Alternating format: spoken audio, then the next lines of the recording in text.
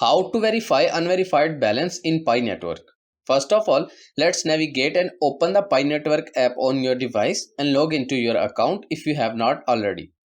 Once you are on the main screen, tap on the three lines at the top left corner and from this menu, open the mainnet option. Now here at the top, you will find the unverified balance.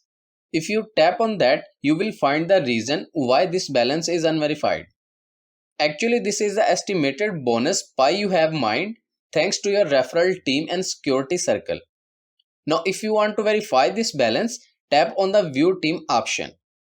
At the top, it is mentioned that the more people below that pass KYC and migrate, the more of your unverified balance becomes transferable.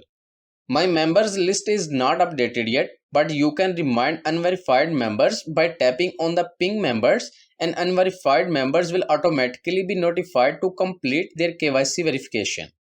Once they complete, Pi network will start releasing this balance to your transferable balance. And that's it.